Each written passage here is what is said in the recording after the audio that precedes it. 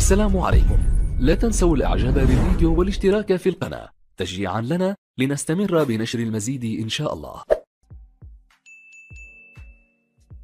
السلام عليكم ورحمة الله وبركاته. اللهم صل وسلم وبارك على سيدنا محمد وعلى آله وأصحابه أجمعين. ازيكم يا حبايبي، عاملين ايه؟ النهاردة احنا هنقول الرموز اللي دل على السحر في المنام. ايه هي الرموز دي يا جماعة؟ التعبان الاسود الضخم الكبير لما يتكرر معاك كتير او يلدعك اعرف ان في سحر حد عمله لك ومسك بيه او اذيك بيه.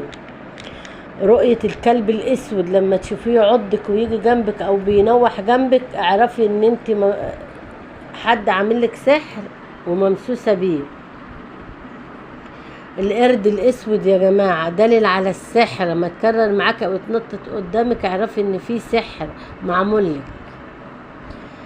رؤية الدود يا جماعة، لو شفت ان انت بتشربي مية فيها دود او في مية قدامك فيها دود اعرفي ان انت في سحر او انت شربت السحر ده معمول لك في مية وشربتيه.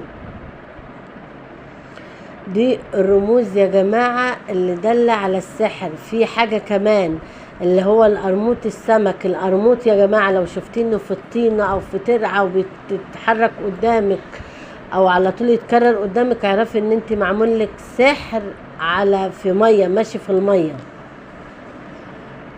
دي كل رموز، في بعضها كتير بس ده يعني فيديو عشان ما اطولش عليكم.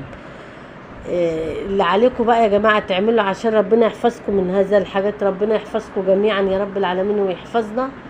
سورة البقرة من آمن الرسول بما أنزل إليه 3 مرات، وقل هو الله أحد 3 مرات، وقل أعوذ برب الناس 3 مرات، وقل أعوذ برب الفلق 3 مرات. وتعملي في كف ايديك الاتنين كده وتنفخي فيهم وتقري في كف ايديك وتمسحي على وشك وشعرك وجسمك قبل ما تنامي كل يوم يا جماعة.